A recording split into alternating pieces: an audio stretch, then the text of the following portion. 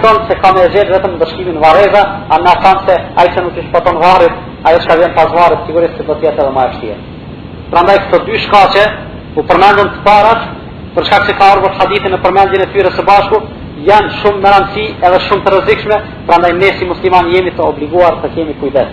Sikur se është ajo e para që është në dytësi fizike, sikur se kjo e dyta që është në dytësi morale. Prej të dyjave duhet të ruhemi, patjetër duhet të ruhemi edhe të largohemi për shkak se po ekzistoj ka rreziku që njeriu të më shkaktu kokçarje, më shkaktu probleme këto dy cilësi.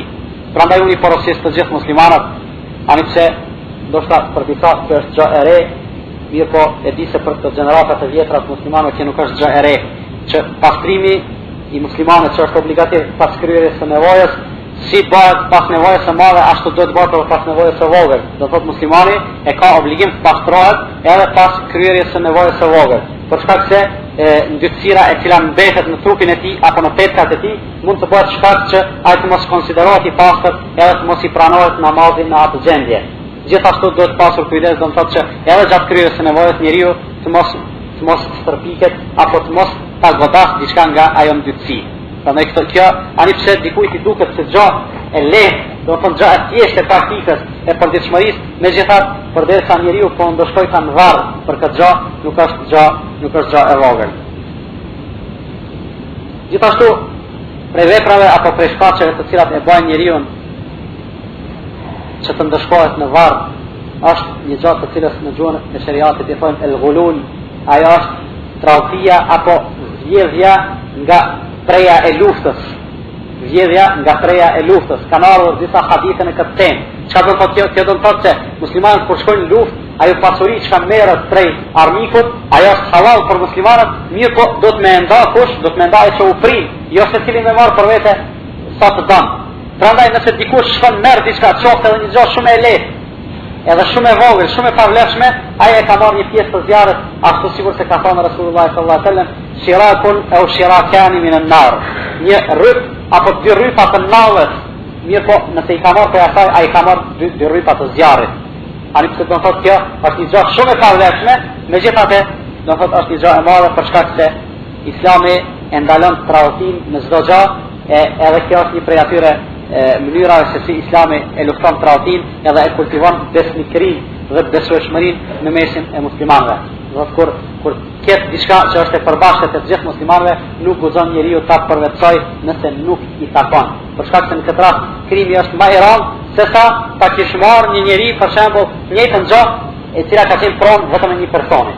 Ani pse edhe kjo është e rëndë, do të thonë vjedhja, hajnia, përvetësimi i pronës së ujit është një gjë shumë e rëndë. Mirë, por nëse atë e bën prej asaj çka është e përbashkët, ti po ngarkohesh me shumë haçe, po ngarkohesh çam me të drejta të shumë njerëzve, për dallim nga ajo sikur njeriu e vjedh prej një personi e ngarkohet me hakun e vetëm të një njeriu. Do të thonë është një gjë shumë e rëndë. Gjithashtu prej shkaqeve të cilat ndikojnë që njeriu ta meritojë ndëshkimin edhe në varreza është gënjeshtra, pastaj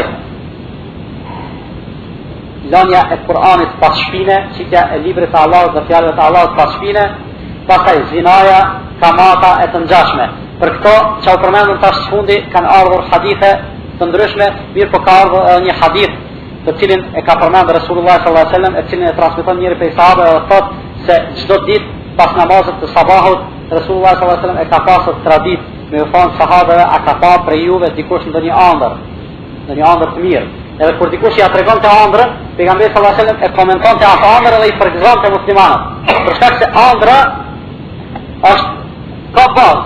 Megjithatë nuk është as e fortë sa që njeriu të ndërtojë mbi të diçka se nuk është e qëndrueshme. Mirë po Resulullah sallallahu alaihi wasallam ka pas një dije të cilën nuk e kemi ne, ajo se Allahu ja ka mundsuar atij me i komentu ëndrat, edhe një gjë të tillë do të thotë e ka praktikuar me sahabët. Gjë që nuk do të thotë se edhe ne duhet ta shkënisim të mirëmi me ëndra, mirë po në anën tjetër, nëse dikush prej neve sheh ëndër të mirë, le ta dinë se ajo është ndonjë stihariç nga ana e Allahut azza wa jall. Ndërsa nëse sheh ëndër të keqe, le ta dinë se ajo ëndër e keqe është prej shejtanit, edhe nuk është e nevojshme që njeriu të japë merren ëndra të keqe, kështu që kur të zgjohet në fund valla e pash një ëndër të keqe mos po bëhet diçka. Jo, mos bëhet kompleks as si ëndra e keqe. Përderisa kur sheh ëndër të mirë, atë shpresoj se Allah azza wa jall ta ka thua atë si hariç për diçka të mirë. Prandaj kur Resulullah sallallahu alaihi wasallam kështu i kishte sahabët një ditë, askush nuk i paraqit se ka pa ëndër, atëherë pejgamberi alayhis salam po i tregon thotë, unë t'ju tregoj juve çka kam pa ëndër. E ëndrat e pejgamberëve janë hak. Se ëndrat e pejgamberëve janë pjesë e vahjit. Janë pjesë e vahjit edhe janë realitet.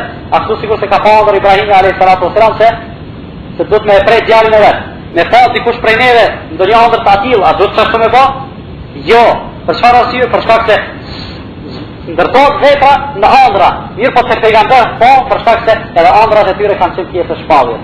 Do të thonë ata duke qenë të zgjuar apo duke qenë në gjumë kanë qenë në dirigjimin e drejtë për drejtë të Allahut subhanahu wa taala. E në këtë rast Resulullah sallallahu alaihi wasallam ka pa ëndër se kanë ardhur dy persona, do të thonë dy prej melekëve, edhe e kanë marrë, edhe i kanë thënë hajde se kena me të çut dikon. Edhe e kanë thënë e ka parë Resulullah sallallahu alaihi wasallam xhenetin edhe xhenemin. Ky hadith është në Riyadus Salihin, e gjeni është hadith i gjatë një 2-3 faqe, se dikon ka fundi, edhe keni mundësi me e lexu. Mirë po tekim se derisa ka heq ka disa vende e ka pa një person i cili ja kanë si me krerë të hekërit, ja kanë shky ftyrën. Kur ja kanë shky një në anë deri pas veshi, kanë kthy në anën tjetër, atëherë ju ka kthy kjo pjesa, ju ka përtrirë ashtu kanë vazhduar, do thotë ta ndëshkojnë, edhe ta torturojnë kur ka pyet se çka është puna e këtij, ta thonë ky është personi i cili ka pas dëshirë me rrajt shumë. Në anën tjetër i ka pa ata zinaçarët në një furrë të madhe të thellë ku herë u ngriçin përpjet, herë bishin te poshtë, edhe do thotë përjetonin përjetime shumë të tmerrshme, për çfarë arsye? Për shkak se në jetën e kësaj bote do thotë kanë bërë krime të atilla, të cilat Allah azza wa jall për to ka përgatitur ndëshkim të rënd. Sidoqoftë për të mos hyr detale, prapë po ju them hadithi gjendet në librin Riyadus Salihin, aty keni mundësi ta lexoni. Qëllimi është se ekzistojnë vepra të cilat ka ardhur në hadithe dhe në argumente se ato janë shkaktar që njeriu të ndëshkohet në varr. Që njeriu të ndëshkohet në varr.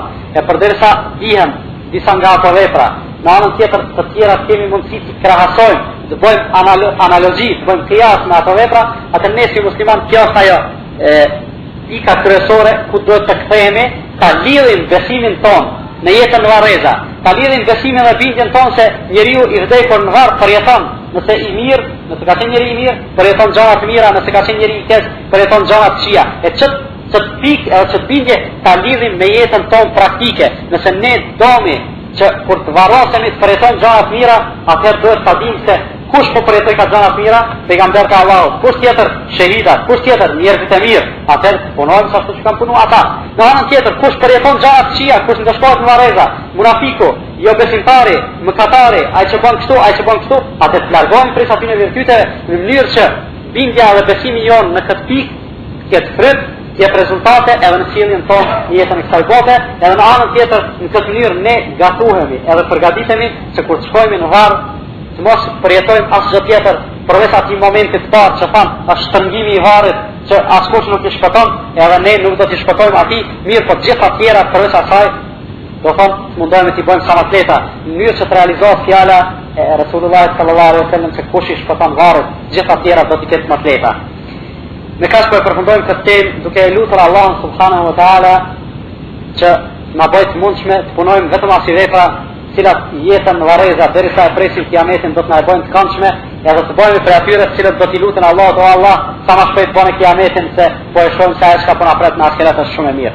Allah inshallah na i pastron zemrat, na furnizon me dije të shëndoshme, iman të fortë edhe me vepra të mira, në mënyrë që kur të dalim para Allah subhanahu wa taala takojmë me te, ai takim të jetë i këndshëm për neve. Me kaq po e përfundoj